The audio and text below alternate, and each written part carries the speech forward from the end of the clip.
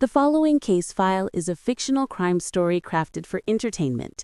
Characters, locations, and events are imagined and not connected to any real individuals or incidents. This narrative includes mature themes involving crime and investigation. Viewer discretion is strongly advised. Nothing shown or described should be interpreted as encouragement or instruction for illegal activity. The rain started the same way it always did in Ravenwood, soft at first, like a whisper against glass, then building into a steady rhythm that drowned the city in a gray haze. Detective Mara Ellison stepped out of her sedan in front of the precinct, her boots splashing in the shallow puddle beneath her. It was barely 6 a.m. The sun hadn't made up its mind yet, the sky unsure whether to brighten or smother the day beneath a blanket of fog. Mara hadn't slept. She rarely did these days. Between the reopened Collins case and the ghosts that had followed her afterward, her nights were little more than restless fragments of thought stitched together by caffeine. She slung her bag over her shoulder and headed toward the front doors of the precinct, rubbing warmth into her fingers. That's when she spotted it. Her mailbox, a rusted metal slot built into the wall beside the entrance, usually filled with junk notices and internal memos, had something sticking out of it. A corner of glossy photo paper. Her stride slowed. She reached out and pulled the object free. A photograph. A girl around 14, standing beside a lake, twilight behind her, the still water catching streaks of orange and violet. She wasn't smiling, not really. Her expression hovered between shy and uncertain, her fingers curled against her sides. She wore a silver half-moon pendant on a thin chain. The trees behind her arched inward like dark silhouettes, their reflections warped on the lake's surface. Mara flipped the photo over. A date, handwritten, 2 days ago, and one word, scratched into the surface with a pressure that nearly tore the paper. Help. Mara stared at the word, her pulse settling into a slower, heavier beat. Someone wanted her attention. Someone knew where she worked, where to reach her, and how to bypass every camera outside the precinct. Her instincts activated, sharp, focused, alert. She headed inside without stopping for coffee. Lieutenant Briggs was stirring his mug with a wooden stick when she walked into the bullpen. His eyebrows lifted when he saw her expression. "You look like someone left a dead animal on your desk," he said. "Worse," Mara replied, handing him the photograph. Briggs studied it. "Where'd this come from?" "My mailbox." "Anyone see who dropped it?" "Nothing on the cameras." "Great." He motioned her into his office. Mara sat across from him, crossing one leg over the other, her coat still dripping onto the floor. "You think this is legit?" Briggs asked. "I think someone wants me to find this girl, and they want to keep it off the books. No official report, no call, no missing persons file." Briggs frowned. "We would have heard something if a kid was missing, not if her family hasn't reported her. Or worse, if the family is involved." Briggs' jaw tightened. "All right, what's your plan?" "Find the lake." "You think it's local?" "Has to be. Otherwise, they wouldn't expect me to recognize the trees." Briggs grunted. "Take backup. I just need to survey the area, not a raid." But Briggs didn't relent. "Take someone or at least tell me where you're going." Mara nodded, pocketed the photograph, and headed for the front doors. She wasn't going to take backup. If someone trusted only her with this case, she wasn't about to crowd the scene. Ravenwood Lake stretched across the northwest edge of the city like a dark mirror pressed between the trees. The rain had softened into mist now, drifting over the water in pale sheets. Mara parked along the dirt edge,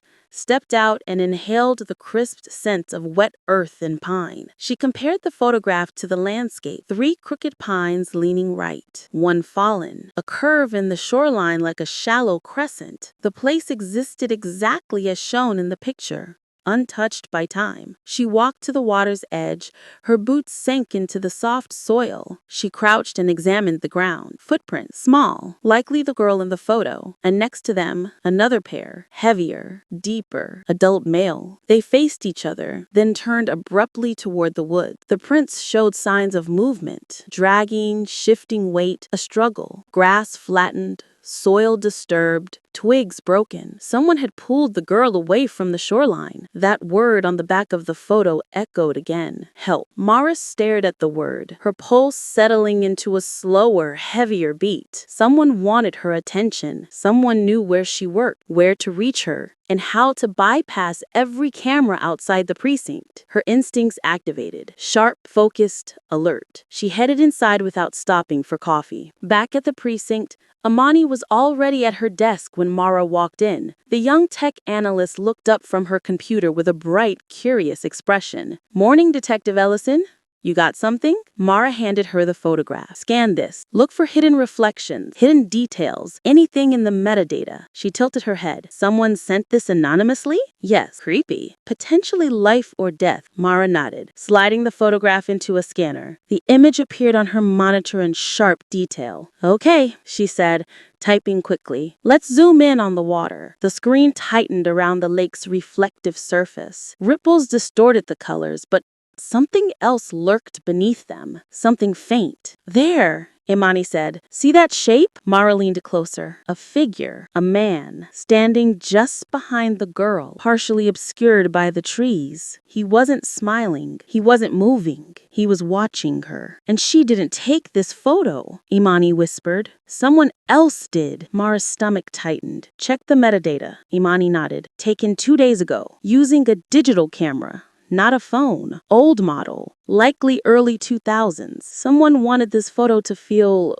nostalgic. Creepy nostalgia," Imani corrected. "Even worse." Briggs appeared beside them. "Anything useful?" "Everything," Mara murmured. Determined to identify the girl, Mara ran the pendant through the missing persons system. No match. Next, she searched school databases. After an hour, she got a reply. A middle school teacher recognized the pendant. Emma Carr. Age 14. Absent that day. No explanation. Mara didn't wait another second. The Carr residence sat on a quiet suburban street with manicured hedges and trimmed lawns. A neighborhood that pretended nothing bad ever happened. Mara approached the red front door and rang the bell. A woman answered. Late 30s. Eyes red and swollen. Hands trembling. "Detective Ellison?" she whispered. The school said, "You had questions about Emma." I lifted the pendant. "Is this hers?" The mother collapsed into tears, clutching the doorframe for support. Mara guided her gently inside. "She never took it off," she sobbed. "Where did you find it?" "By the lake," Mara said softly. "When did you last see her?" "Yesterday morning. She left for school. She never came home." Mara's voice remained steady. "Why didn't you call the police?" The woman wiped her face with shaking fingers. "I wanted to, but her father, he said maybe Emma needed space. He said she'd come back." "Where is he?" "Working. He's at a cabin construction job up in Northwood." Mara felt the shift inside her, a cold clarity. Has Emma ever said she felt someone was watching her? The mother hesitated. "A few times.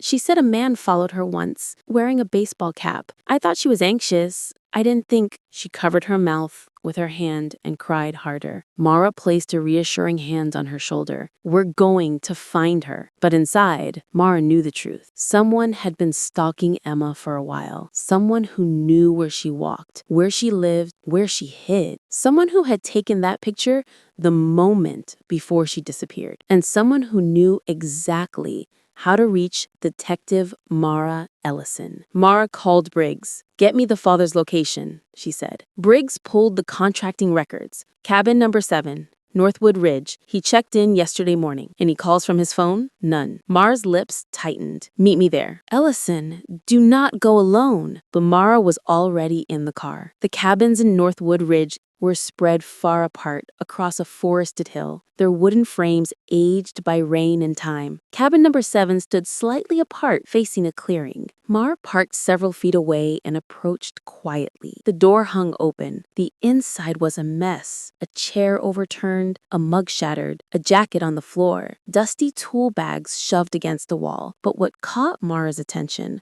was the glow of a laptop on the table. She moved closer. Dozens of photos filled the screen. Photos of Emma, not posed, not smiling, taken from behind bushes, from across the street, through windows. Her heart thudded. The father didn't take these. The angles were wrong, too distant, too predatory. He wasn't the stalker, Mara whispered. He found the stalker's hideout. She scanned the room again. No sign of the father. A cold dread settled. He may have tried to confront the stalker and failed. Back on the laptop, the most recent photo flickered onto the screen. Taken that morning, Emma, sitting on a bed, eyes red from crying. Behind her, a wooden wall with a carved symbol, a sharp angle, like an arrow. Briggs stepped into the cabin behind her, breath heavy from the height. "Recognize that carving?" he asked. Mara nodded. "Old ranger station.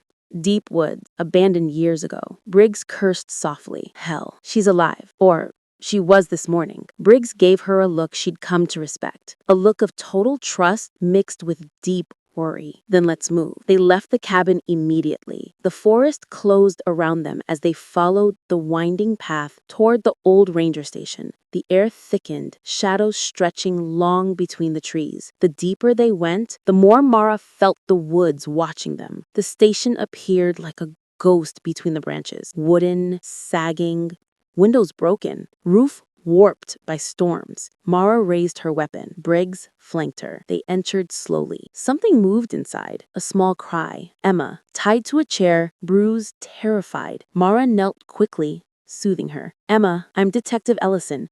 You're safe now. I'm here." But Emma shook her head vigorously. "Ma'am, mind, behind you." Mara swung around. A man lunged from the corner shadows, baseball cap, still camera hanging from his neck, eyes empty, unblinking, a predator. Briggs crashed into him before Mara had to fire, wrestling him to the ground. The man screamed, a high, animalistic sound, kicking and thrashing wildly. "You shouldn't have come. She was mine to protect." Mara cuffed him, her voice ice cold. "Protection isn't stalking, and it isn't kidnapping." His breathing was erratic, manic. "They don't understand. No one understood.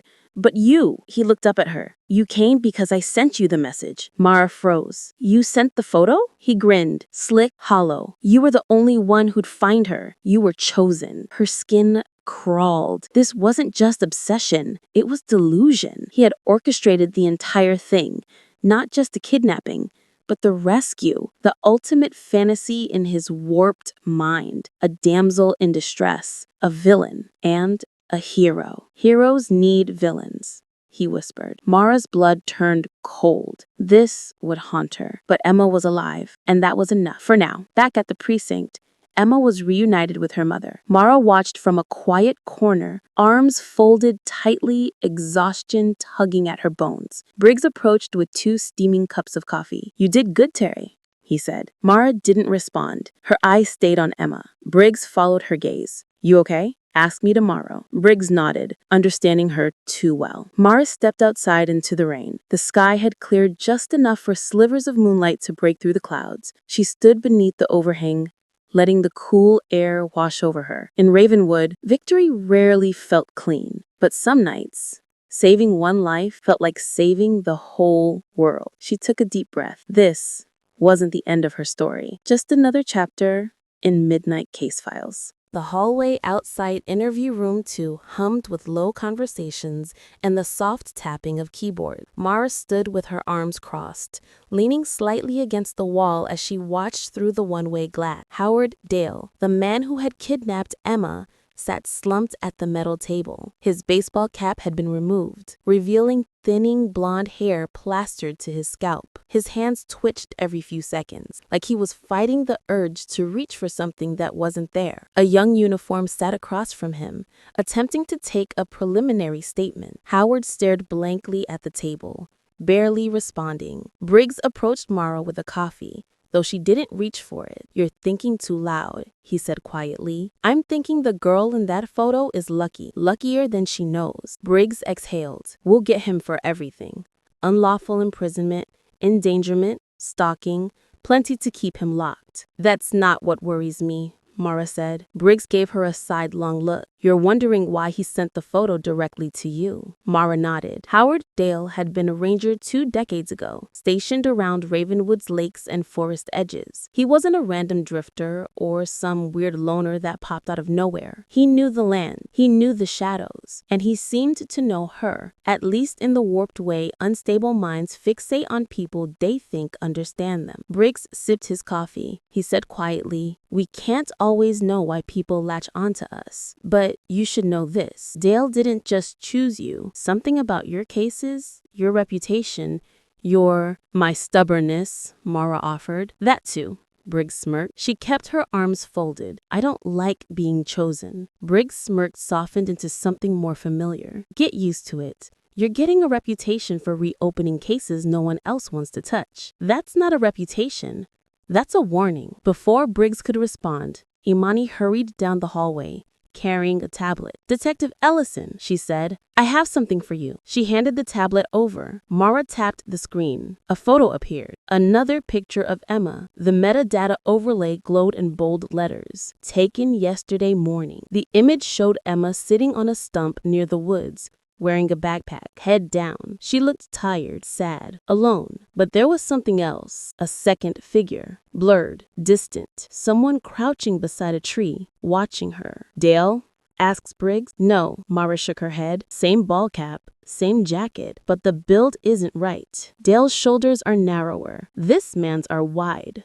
Broad." Imani swallowed, which means Emma wasn't being followed by one man. Briggs straightened. Copycat? Accomplice? Someone who saw Dale watching her and decided to join in on the twisted fun? No. Mara zoomed in on the figure. This was taken in secret, hidden, purposefully angled. Whoever took this wasn't obsessed with Emma the way Dale was. This one had a different motive. Briggs frowned. "Which is?" Mara stared at the blurred shape on the screen. "To watch the Watcher." The interview room door opened. Howard Dale looked up as Mara stepped in, her expression calm, unreadable. The uniform left quietly, shutting the door behind him. The room felt colder suddenly, the fluorescent light flickering above. Howard's eyes tracked her as she sat across from him. For a moment, neither spoke. Then, Mara placed the photograph of Emma, the first one, the lake photo, on the table between them. "You took this," she said. Dale blinked rapidly, his fingers twitching. "I captured her.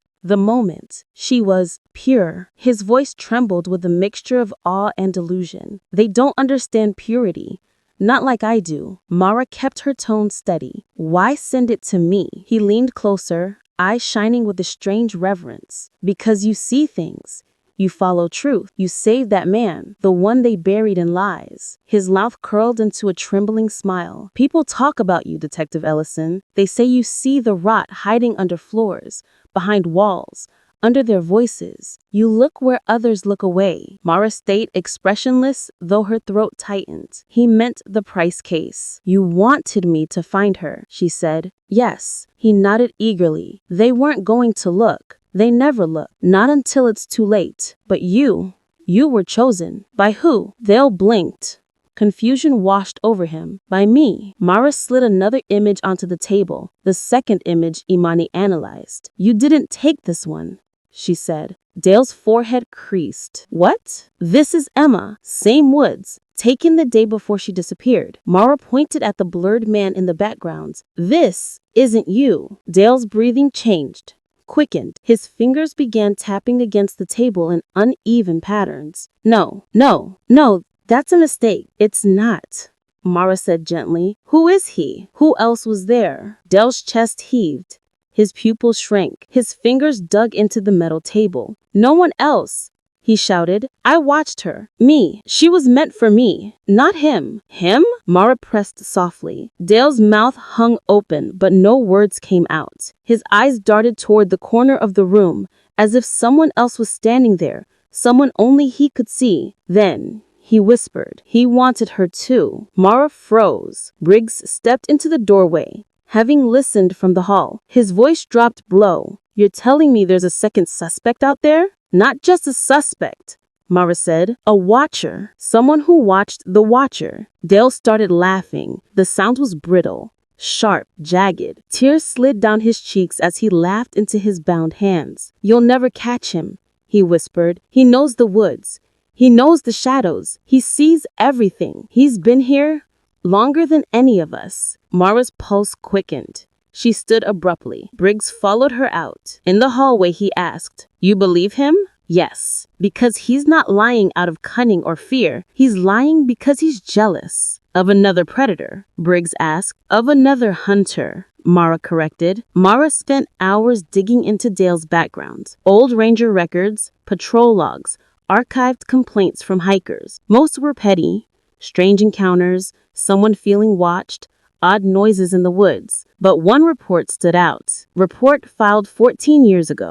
Location, Ravenwood Forest. Complaint, man seen watching children near the trail. Tall, broad shoulders, baseball cap.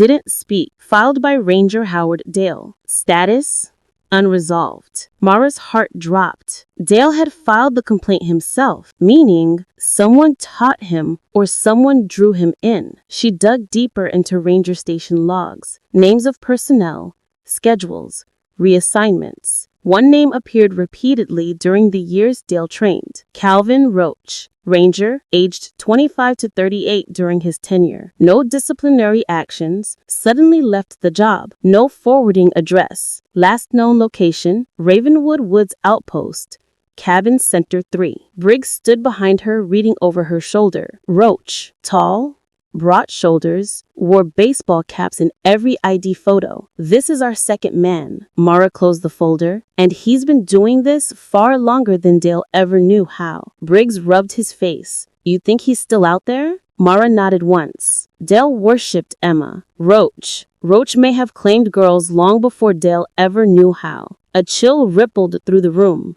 Imani walked up holding new prints. "Detective Ellison," she said, "I have enhanced the image. The man behind Emma, look." She handed over a clearer version. The shape of the shoulders, the posture, the stance of a man accustomed to watching without being seen, and a distinct feature, a scar slicing along the side of his neck. Briggs cursed under his breath. "That matches Roach's exit report. He was injured on duty." Mara's voice hardened. "We need to find him." They searched the old ranger files again. Cabin Sector 3 was deep in the woods, past old trails and forgotten paths. Most of the structures had rotted years ago. Only a few remained, buried in ivy and silence. Briggs offered backup. Mara refused. "This isn't Dale. Roach is methodical, patient. If he sees a squad coming, he'll disappear and kill whoever he's holding." Briggs added. Mara nodded once. "I'm going alone. You follow from a distance. No lights, no sirens." Briggs reluctantly agreed. Mara geared up. Flashlight, sidearm, gloves, body cam. She clipped Emma's pendant to her coat pocket. It wasn't evidence anymore. It was a reminder. A girl had trusted Mara with her life, and another man wanted to make sure she didn't get it back. The forest swallowed Mara whole as she trekked down the unmarked path. The trees rose like columns, their canopies thick, their shadows long. The air smelled of damp soil, moss, and pine needles crushed underfoot. Ravens called above, crossing branches like black arrows. Mara scanned the ground, searching for prints. A boot print appeared near a split in the path, then another. The same size she'd seen near the lake. The second man's prints. Deep, heavy, purposeful. He wasn't hiding. He wanted her to find him. Her grip tightened on the flashlight. "You're not scaring me," she muttered under her breath, but even she wasn't sure if that was entirely true. Cabin Sector 3 emerged from the brush like a skeleton. 3 wooden cabins stood half collapsed. One remained intact, its windows black, its door slightly ajar, creaking against the wind. Mara approached slowly, heart steady, breath controlled. A faint sound drifted out, a humming noise, low, uneven, like someone humming an off-key lullaby. She felt her pulse spike. She raised her weapon and stepped inside. The cabin smelled of rot. Rot and something else. Body odor, old clothes, old wood. The humming grew louder. She turned a corner and froze. On the wall hung dozens of photographs, not just of Emma, but of girls, different ages, different years, some in schoolyards, some near lakes, some inside stores, some sleeping. He had taken pictures, hundreds, thousands, a lifetime of watching. Her voice went cold. Roach. A figure stepped from behind a partition, tall, broad shoulders, baseball cap, scar down the neck. He smiled, though the expression didn't reach his eyes. I knew you'd come, Detective Ellison, he said quietly. You're the only one who sees the invisible ones. Mara aimed her weapon steadily.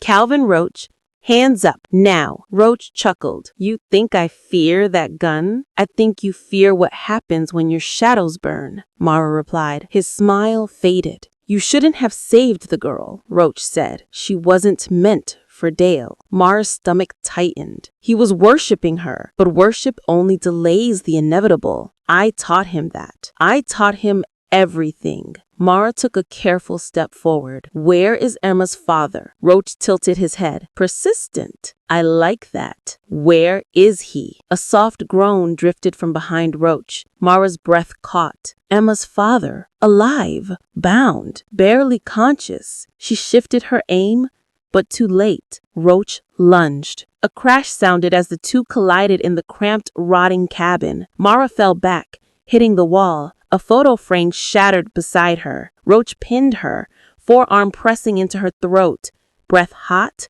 and rancid. You came alone, he hissed. Just as I hoped. She drove her knee into his ribs.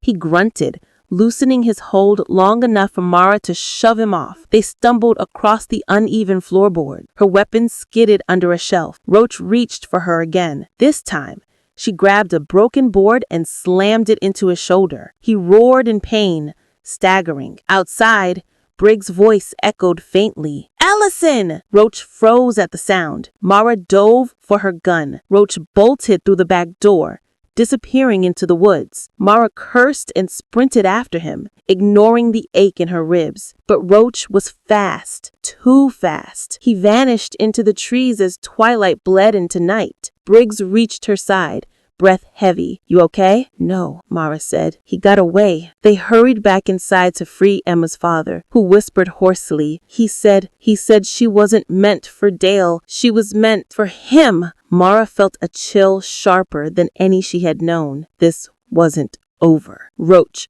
wasn't done. Her voice hardened into steel. We're hunting him. Tonight? Every night. Until he's found. Roach was a predator, but Mara was a hunter, and she never stopped. Never. Not until the shadows surrendered their ghosts. Night closed over Ravenwood like a heavy curtain. The sky was an unbroken sheet of dark blue, and the wind whispered through the treetops as if warning the city to stay inside. Most people listened. They locked their doors, pulled their curtains, and waited for dawn. But Detective Mara Ellison wasn't most people. She stood outside the precinct beside her car, her coat pulled tight around her ribs, where Roach had slammed into her earlier. The bruises were blooming, but she ignored them. She was reviewing the last images Imani had printed, the enhanced shots of Roach's silhouette behind Emma, the scar visible even through the blur. Briggs came out with 2 coffees. You need sleep, he said. Mara didn't take the cup. Roach won't sleep, not now. Briggs nodded slowly. Look,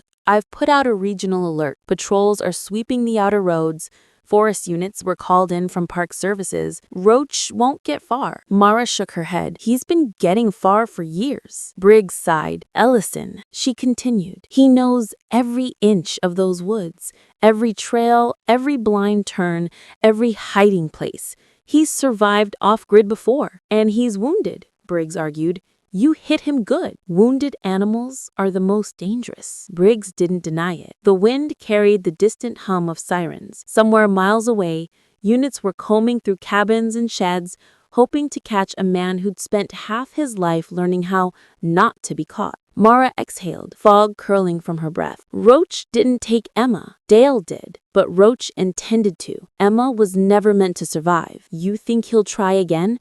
Even with the whole force looking for him? I don't think. I know, Mara replied. Inside the precinct, Emma Carr sat with a blanket around her shoulders. Her mother held her close. Mara approached gently, crouching in front of the girl. "Emma, I need to ask you one more question." Emma's eyes were wide and red-rimmed. She nodded. "When you walked home from school, did you ever feel you were being watched by someone other than Dale?" Emma swallowed. "Yes." Her voice cracked. "There was a man, taller than Dale. He followed me sometimes. I told my dad once. He said maybe it was someone from the neighborhood. Did the man ever talk to you?" "No, he just stared." Mara exchanged a look with Briggs. Roach had been watching Emma long before Dale took her. "Emma," Mara continued, "when your father went missing, did he say anything before he left for work?" Emma hesitated, thinking. "He said he was going to stop someone who scared him. He said he had to protect me." Mara froze. Briggs whispered, "He went after Roach, and Roach got to him first." Mara finished. Emma's mother hugged her daughter tighter. Emma burst into tears. Mara stood slowly. Briggs followed her out into the hallway. "Roach wasn't after Emma randomly," Mara said. "He's been hunting her for months. Dale was just his shadow, his understudy. And now Roach is loose." Briggs rubbed his temples. "This is going to get messy." Mara walked toward the evidence room. "He doesn't see this as messy. He sees it as a ritual." The forest search continued for hours,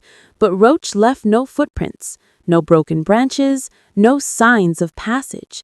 He was experienced enough to double back, move uphill, change direction repeatedly. At midnight, the first break came, a call from a ranger patrol. "Detective Ellison," the voice crackled through her radio. "We found something. Coordinates sent." Mara and Briggs hopped into her car and sped north. They arrived at a narrow clearing where rangers shone flashlights over a fallen pine. On the trunk, carved deep into the bark, a symbol, the same arrow-shaped mark from the ranger station wall. "Roach's signature," Briggs said. Mara crouched, touching the grooves. "Fresh. Within the last 2 hours." A ranger approached. "We also found an old campfire, still warm." Mara's eyes sharpened. "He's staying close." Briggs frowned. "Why?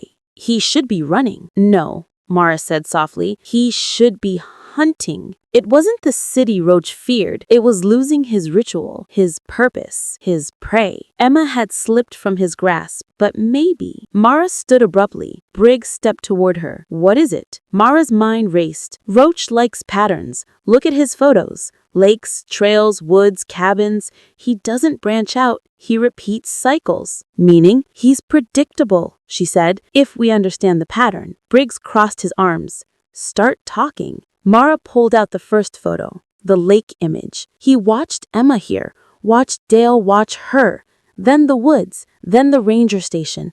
Each step moved deeper into his territory. Briggs nodded. "So the next step is where he ends his cycles." And Mara knew exactly where that was. The outpost tower. A wooden watchtower built decades ago by rangers. Tall, rusted, abandoned long before Dale or Roach joined the service.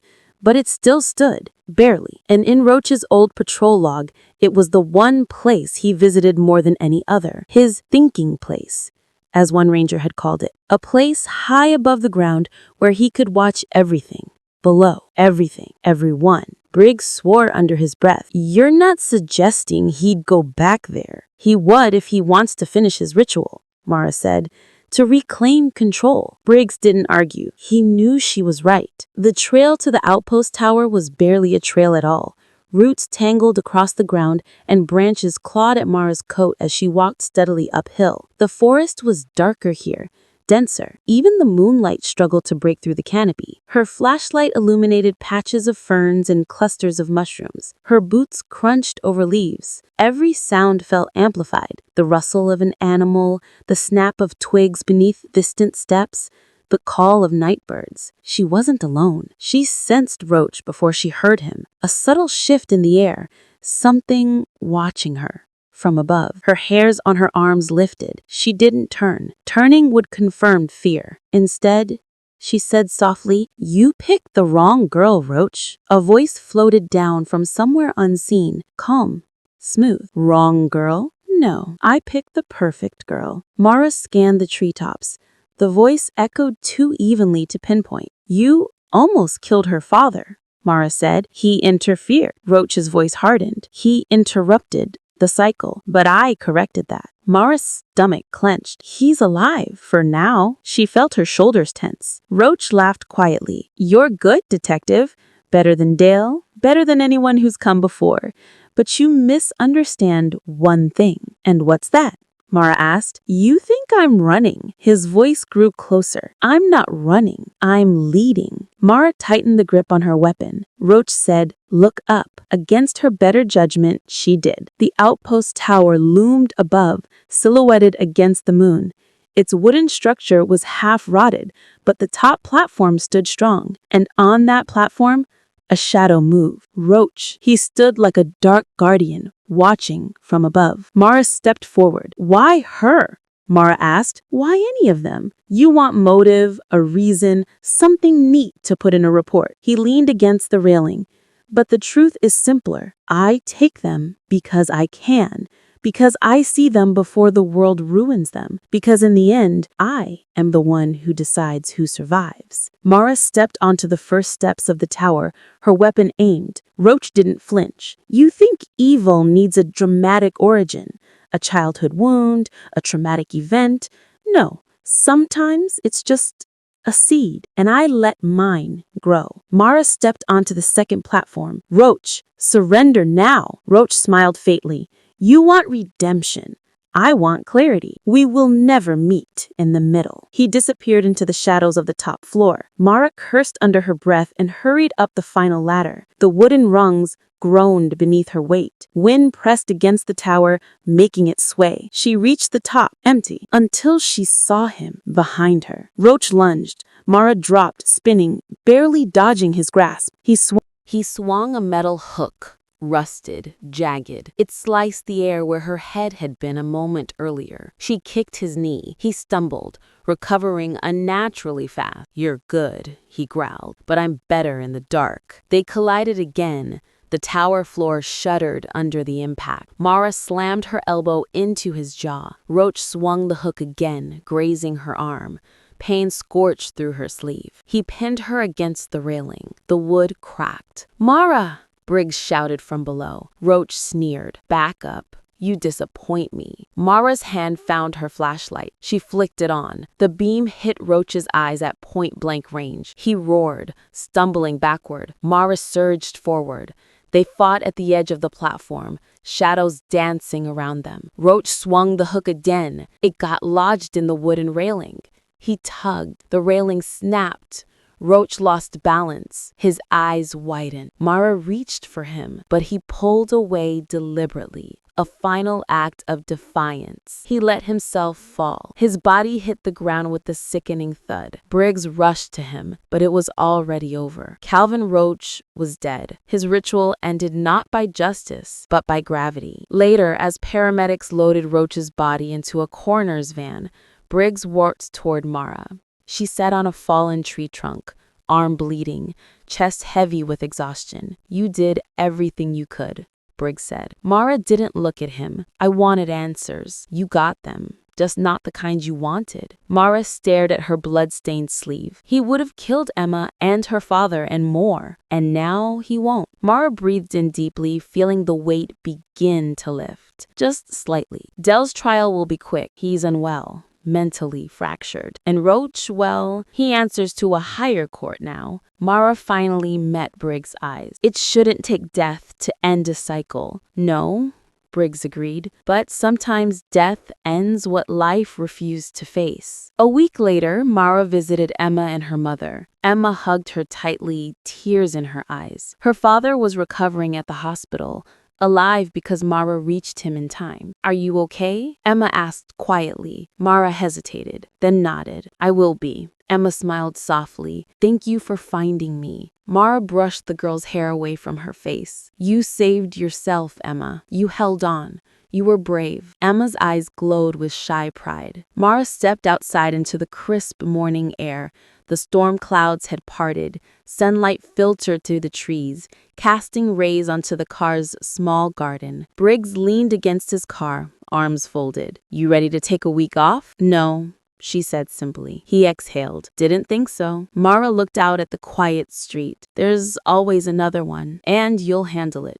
Briggs said. Mara didn't reply. She stared at her reflection in the car window, the tired eyes, the fading bruise on her jaw, the determination etched deeper than before. Roach was gone. Dale was behind bars. Emma was safe, but Ravenwood still held its shadows. And Mara Allison would continue walking into them, not because she wanted to, but because someone had to.